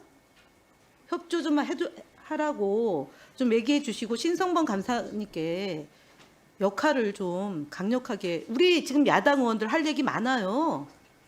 의사진행 발언 안 하고 있는 겁니다. 위원장 진행에 협조하고 있는 거고. 그런데 왜 여당 의원들은 위원장이 길게 정리를 했고 그러면 협조를 해야 되잖아요. 협조 좀 당부드립니다. 변호사님. 그 얘기는 대응을 안 하겠을 때 제가 이미 얘기했던 겁니다. 시간 멈추라고. 박충건 위원님, 제가 받아들인다 그랬죠. 7분. 예, 잠깐만요. 김영 간사님 말씀이 원칙적으로 옳습니다. 그래서 앞으로 끼어들지 마시고요. 예, 그런데 박충권 위원님이 요청하신 건 받아들이겠습니다. 예, 여기까지 하면 되겠습니까? 7분에서 다시 시작하겠습니다. 하기 어렵습니다. 박장범 후보님 사장 응모하시면서 경영 계획서 내셨죠? 네. 네. 박민 사장의 경영 계획서 보면서 제가 본인 지적도 아닌데 자화자찬한 부분이 많았어가지고 지적한 바가 있습니다. 이번에 연임한다면 아마 저에게 더 많은 지적을 받을 상황이었어요. 꼼꼼히 읽어봤거든요. 그럼에도 불구하고 박장범 후보에게 밀리다니 박민 사장 본인은 굉장히 억울할 것 같습니다. 그래서 후보께서 내신 것도 꼼꼼히 읽어봤어요. 읽으면서 굉장히 이상한 부분이 있었습니다. 어떤 거냐면은 엄청 좋은 말들이 쓰여 있는데 어느 누구나 이야기할 수 있는 그런 내용이었어요. 굳이 잘못 쓴 내용이 있다는 게 아니라 그렇다고 특징도 없는 박장범이라는 사람 말고라도 어느 누구라도 그 자리에 이렇게 바꿔 앉아도 아무런 이질감이 없는 그렇게 사장이 무존재감에 가까운 경영 계획서였어요. 그래서 궁금했습니다. 어떻게 이렇게 특징 없는 계획이 나올 수 있나? 초보도 이런 초보가 없다. 어제 인사청문회 첫날 겪으면서 알게 됐습니다. 후보는 경영인으로서 본인의 생각이 없었어요. 후보 잘못이라기보다는 경력이 없어서 그럴 수도 있습니다. 그나마 딱 하나 본인 생각을 이야기하신 게 있습니다. 저에게 어제 파우치라는 조만한 백이라는 단어를 선정한 게 용산의 가이드라인이냐 본인의 의도냐 재차 물었을 때 겨우겨우 본인의 의도라고 답을 하셨고 그거 딱 하나입니다. 그래서 제가 보았던 맹탕이었던 경영 계획서의 실체를 이해를 하게 됐고요. 좋은 말에 짜집기. 저에게 이런 계획서 들고 오면 저는 바로 반려합니다. 내용이 없어서요. 그래서 동시에 든 생각이 있습니다. 딱 하나 어제 인정하신 파우치 논란 또한 본인 생각이었을까? 아니었을 가능성이 높겠다라는 가설을 세워보았습니다. 해서 지금 여러 의원님들께서 대담 질의서 취합 과정 정리 과정에 대해서 그래서 질문을 드리는 거예요. 어느 곳에서 그 파우치라는 생각이 튀어나왔나? 그 가설을 함께 검증하고 싶으실 거고 협조하실 거라고 믿습니다. 그러니까 자료 제출 요구는 꼭 응하셔야 돼요. 본인을 위한 길이기 때문에. 이번 사장 공모에서 후보자야 뭐 어제 말씀하신 걸 들어보니까 잘해보고 싶어서 혹은 어제 언급하신 대로 30년 경력 그리고 잘할 수도 있을 것 같아서 이번 정권 끝날 것 같은데 곧 끝날 것 같은데 다음 정권 오기 전까지 사장 자리 한번 해보자. 그런 단순하기 짝이 없는 의도 우리가 믿는다 치고요. 경영 초보자를 뽑은 KBS 이사회에 저는 책임을 강하게 물어야 할 상황이라고 봅니다. 불법적인 이진숙, 김태규, 방통위, 2인 체제에서 선임된 KBS 이사진의 능력치에 저는 책임을 묻고 싶고 이에 대해서 법원에 문제 제기를 하셨던 KBS 이사님들 중에 한 분께서 제 질의 말미에 의견을 주시면 좋겠습니다. 후보, 박민 사장 하에서 KBS 감사실 직제 규정 위반 문제 혹시 알고 계시나요? 네, 알고 있습니다. 네. KBS가 박민 사장으로 인해서 많이 무너지고 있을 때 그나마 견제 장치인 감사실 제대로 작동을 안 했어요. KBS가 경영난부터 시작해서 문제투성이라고 우리 어제 다 얘기했어요. 해서 감사실 문제부터 한번 짚겠습니다. 저에게 간결하게 진짜 간결하게 현재 KBS 감사실 직제 규정 위반 문제 이걸 이 방송을 시청하시는 국민들도 알아듣게끔 쉽게 아주 간략하게 10초 안에 설명을 좀 해보시겠어요? 네, 매우 이례적으로 이 감사실의 주요 직책인 시간 보고 감사실장, 있습니다. 방송감사부장이라든지 그 밑에 부장 두 명이 동시에 앉아서 일을 하는 상황입니다. 이유에 대해서 설명을 안 하시면 이유는 10초 안에 하라고 하셔갖고 현상만 설명하고 이유는 문제가 지금 전달이 됐을까 싶습니다. 짧게 간략하게 명확하게 문제를 설명하는 것도 능력입니다. 자, 그럼 하나씩 짚죠. 직제 규정에 따르면 감사실 부장, 실장, 부장 몇 명씩이십니까? 원래? 부장이 방송감사부장, 기술감사부장, 기획감사부장, 경영 4명 있는 걸로 저는 알고 있습니다. 실장은요? 실장은 1명입니다. 네. 지금은 몇 명씩 있죠? 자리는 슬라이드 실장 준비해 주세요. 자리는 실장 하나인데 2명이 지금 고임돼 있고 밑에 부장 자리 2명에 두 자리가 각각 2명씩 현재 일을 하고 있는 상황입니다. 네, 지금 제가 KBS 결산하고 국정감사 때도 지적을 했는데요. 박민 사장이 이유를 설명을 제일 중요한 걸 안 하셨어요. 박민 사장이 감사실 직원 쫓아내고 이걸 쫓아낸 과정이 불법입니다. 본인이 새로 내리꽂고 감사부서 직원 사실 직원 보직 정보는 감사의 요청에 의해서 했었어야 돼 그냥 맘대로 했죠. 그랬다가 효력정지 가처분 소송에서 패소하는 바람에 원래 있던 분들이 돌아와서 지금 감사실의 인원이 2배인 상태죠. KBS 재정 문제 심각하다고 KBS 사장 공모 경영 계획서에도 기재하셨더라고요. 인건비 지금 2달째 여러 달째 지금 2배 나가고 있죠. 이거 정상화 계획도 있습니까? 짧게 대답하시죠. 있습니까? 법원 판결을 기다리고 있는 정상화 상황으로 계획이 있습니까? 지금 인건비 2배씩 나가잖아요. 말씀하신 것처럼 이 감사실은 인사의 자, 다음 독립성이 페이지요. 어느 정도 존중되는 보시기 슬라이드가 안 때문에. 뜨고 있었네요. 2번째 페이지로 가주세요. 소송비도 나가고 있어요. 박민 사장이 잘못한 건데 소송비는 KBS가 내고 있죠. 자, 인건비 2배씩 나가고 소송비도 KBS가 내고 있고 재정 문제 어제도 말씀하셨어요. 경영계획서에도 재정 문제 많이 말씀하셨습니다. 인건비 2배씩이나 줄 상황 아니에요. 소송비 이렇게 내주고 있을 상황 아니에요. 하루 빨리 정상화해야 되지 않을까요? 이거 정상화 계획이 없어가지고 제가 특징이 없다고 하는 겁니다. 박민 사장 체제에서 KBS는 굉장히 많이 무너졌습니다. 경영계획서에 꼭 들어가야 될 것은 바로 망가진 KBS 정상화예요. 제가 왜 이렇게 맹탕이라고 느꼈는지 이제 조금 더 질의를 하면서 답변 들으면서 뚜렷해진 것 같습니다. 문제를 정상화를 하겠다라고 하는데 문제 정의가 안 돼 있어요. 문제 정의가 안 돼 있고 그 문제에 대한 그러니까 해결책도 제대로 안 나오는 거죠. 지금 가장 큰 문제를 일으킨 것 중에 하나는 박민 사장이 자초한 게 굉장히 많습니다. 해서 박민 사장이 망가뜨린 부분 정상화하는 작업에 대한 계획이 들어가 있지 않아요. 저는 이 사건 비롯해서 수신료 문제 그리고 광복절날 난리가 났었던 나비부인 틀고 세월호 추모 리본 모자이크하고 박민 사장이 여러모로 저지른 KBS 경영 전반에 대한 감사원 감사가 저는 필요하다고 보는데요. 후보께서는 감사원에 감사 요청 경영 계획에 넣겠습니까? 박민 사장에 대한 감사 계획이요? 박민 사장이 다 엉망으로 만들어 놓은 KBS 지난 일에 대한 감사 말씀드리는 것입니다. 그 부분은 제가 이 자리에서 말씀드릴 수 있는 사안은 아닌 것 같습니다. 제가 어제 말씀드렸죠. 경영 능력 중에 하나는 굉장히 어려운 결정을 내려야 되는 사람이라는 것. 사장이면 이런 판단을 하셔야 돼요. 박민 사장이 잘못한 것들에 대한 감사, 경영 계획에 넣겠습니까? 사장으로서 판단 내릴 수 있습니까? 감사원의 특정인에 대한 감사 요구를 한다는 거는 특정인이 아니라 네. 엉망이 된 부분들에 감사실에 대한 것 또한 포함을 합니다.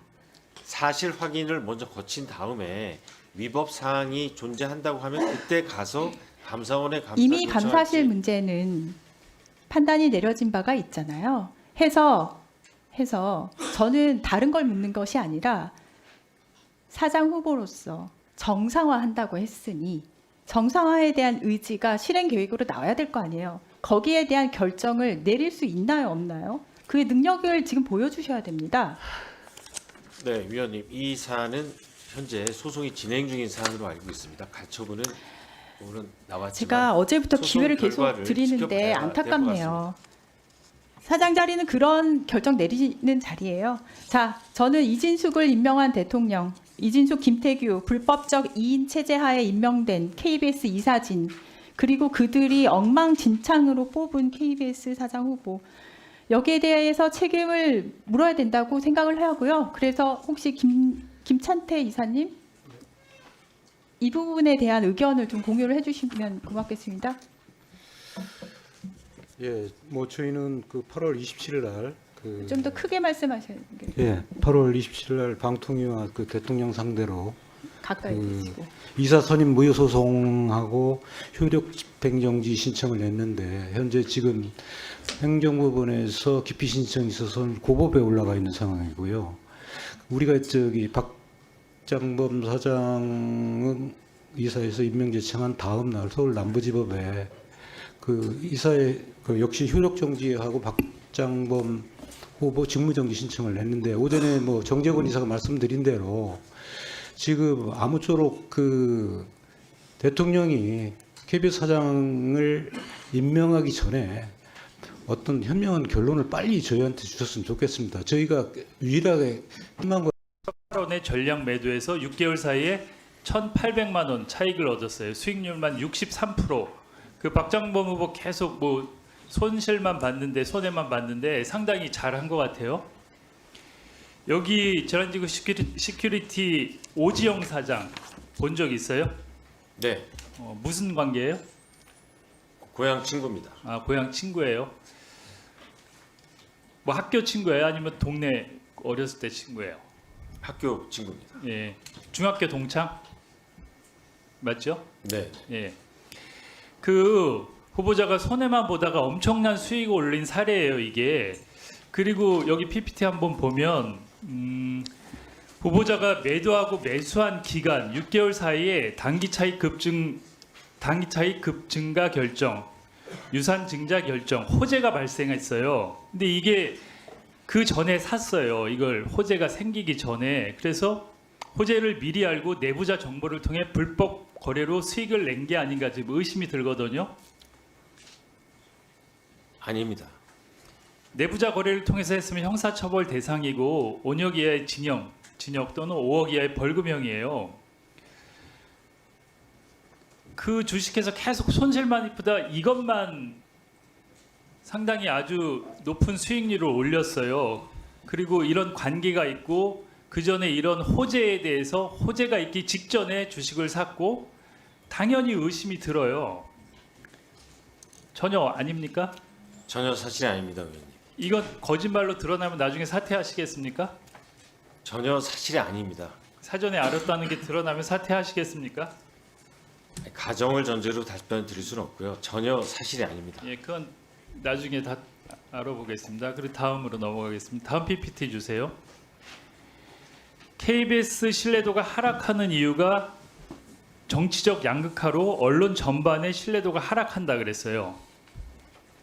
그리고 공정하고 중립적인 사실 보도로 시청자 신뢰를 제고하기 위해 노력하겠다. 근데 박민 사장 취임 후에 KBS 신뢰도는 14%에서 8.5%로 내려갔고 MBC는 7.5%까지 떨어졌다 25.3%예요. 비교가 안 돼요.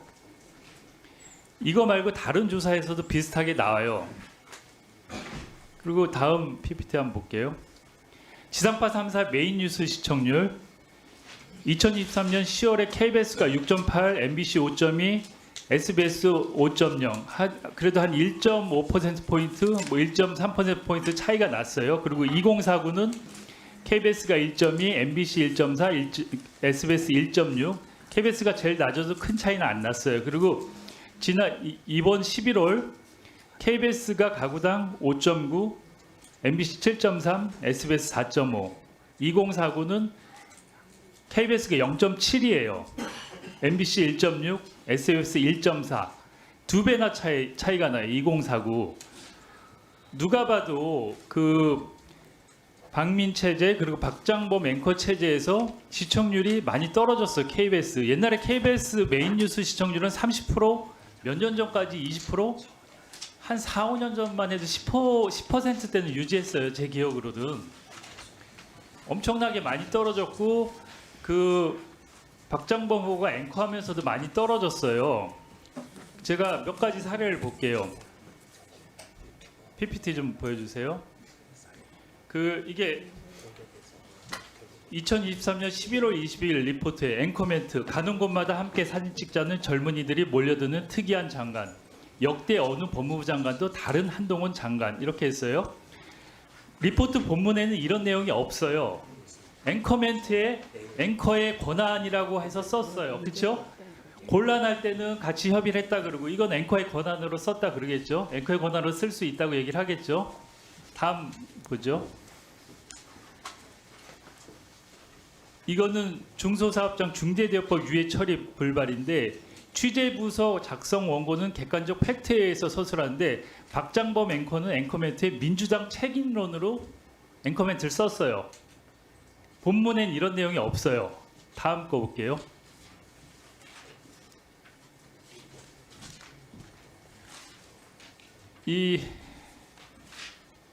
이거는 이것도 보면 기사에는 광우병이나 사드 같은 게 없어요. 근데 그 앵커멘트에는 광우병, 사드 이런 거하고 연결해 갖고 방사능 오염수 방류 우려가 잘못인 것처럼 단정적으로 앵커멘트를 썼어요.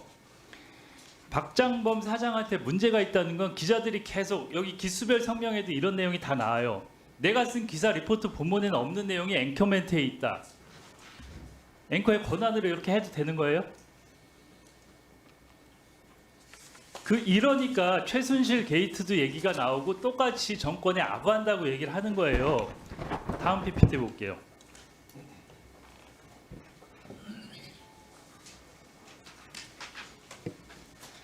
어제 제가 다음 PPT요. 최순실 게이트 관련해서 몇 가지 지적을 했어요. 그 사회 이부장 시절에 정유라 리포트, 정유라 기사 사인을 거부했어요. 그리고 이때 어디 있었어요? 박장범 사회 이부장은 본사에 없었죠. 어디 계셨죠? 제가 대부분 회사에서 근무했습니다. 아마 전날도 회사. 제가 근데 수원 연수원에 뭐 교육을 갔는지 거기서 그 기사를 사인을 거부하라고 했어요. 기사를 다듬어야 된다고 했는데 그렇다고 그 다음에 또 이걸 기사가 나갔냐? 못 나가게 했어요. 그리고 다음 거 볼게요. 우병우 세월호 수사 외압. 이거는 KBS가 특종인데 9일 후에 SBS가 단독 보도했다 그랬잖아요. 이거는 이유가 뭐였어요? 아이템이 많아서 못 들어간다 그랬어요. 그러면 9일이라는 시간이 있었으면 다음 날 큐시트에 잡아서 넣든지 다음 날 9일 동안 시간이 있었는데 계속 안 하고 9일 후에 SBS가 단독 보도를 했어요. 그래서 아까 어제 사과했죠. 이 기자한테 내가 사과하라 그래서. 다음 사례 또 볼게요. 그리고 사회 이부장 시절에 우병우 관련 기사는 당시 사회 이부장 때 방송에서 KBS 전혀 못 나갔어요. 팀장조차 부장의 논리가 합리적이지 않다고 봤기 때문에 많이 싸웠고. 그리고 의원님 전혀 못 나가진 않고요. 많이 거의 나갔습니다. 못 나가나요? 거의? 제법 나갔습니다, 의원님. 제법 아이템을 올린 대로 다 나갈 수는 없지 않습니까? 그리고 기자가 뭐라 그랬냐면 기사가 나가지 못하도록 딴죽을 건 차원이 가까웠다. 뭐 이 정도의 표현을 했어요. 그리고 다음 거 볼게요. 그리고 태블릿 PC 관련해서는 처음에 KBS가 단독 보도했어요. 이게 최순실 것이 맞다고. 근데 그때는 리포트를 안 내보내고 그 후에 태블릿 PC가 음모가 있다는 식으로 계속 취재 지시를 했어요. 그러니까 그 취재 기자는 태블릿 PC에서 여러 가지가 나와서 후속 보도가 계속 하면서 보도 경쟁이 이어지고 있는데 너는 태블릿 PC가 진위가 아닌지 취재를 계속하라고 시켜갖고 엄청나게 기자가 스트레스를 받았어요. 그리고 태블릿 PC 안에 있는 내용 보도는 하나도 안 하고 이거는 의도적으로 이걸 막은 거 아니에요. 사회 이부장하면서. 제가 몇 가지 사례를 얘기했는데 데스크로서 이런 역할을 한 거예요. 이게 대담하고 똑같은 거예요. 파우치 그 대담이 연결이 되는 거예요. 과거에도 박장범은 이렇게 한 거예요. 하루아침에 박장범이 그런 대담을 한 게 아니에요. 원래 그런 사람이었고 그래서 모든 기수에 500명이나 되는 기자들이 사장이 되면 안 된다고 얘기를 하는 거예요. 그렇지 않아요? 얘기해 보세요. 네, 의원님. 파우치가 말씀드렸듯이 사안을 축소하려는 의도를 가지고 제가 그 용어를 쓴 거 아닙니다. 그만하세요. 파우치 얘기하면 또 그 얘기하시니까 그만하시고. 그것과 마찬가지로 잠깐 좀 중지시켜 주세요. 예. 예, 중지하세요. 그 이영일 노사협력 주간 잠깐 나와주시겠어요? 예. 거기서 걷는다. 박장범 후보가 이사회에서 최종 사장 후보가 될 거라는 사실을 언제 아셨어요? 저는 똑같다는 거죠. 이사회 표열 끝나고 나중에 알았습니다. 나중에 알았습니까? 예. 그 전에 얘기가 사내에서 돌지 않았습니까? 저는 아무것도 몰랐습니다. 박민 사장이 이사회 전날 10월 22일 날 포금을 했다는데 알고 계세요? 모릅니다. 다음 날이 면접 날인데 포금을 했어요. 모릅니다. 모르세요? 예, 들어가세요. 잠깐 좀 다 됐네. 이거 다음에 하셔야 될 것 같습니다. 다음에. 그 안영봉 참고인 잠깐 나오시겠어요?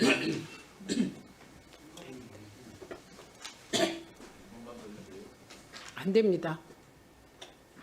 혹시 사전에 그 박장범 후보가 내정됐다는 얘기 누구한테 들은 적 있으세요? 박장범 후보가 내정됐다는 말을 들은 건 아니고요. 박민 사장이 교체된다는 말을 박민 사장은 면접하기 전날인 22일 날 본인한테 용산에서 통보를 했다라는 말을 제가 그 23일 날 저녁에 들었습니다. 예. 네. 이영렬 노사주관한테 들었습니다. 예. 저는 그런 얘기 한 적이 없습니다. 위원장님 죄송하지만 혹시 제가 발언할 게 하나. 뭐에 대해서 발언하실 거죠?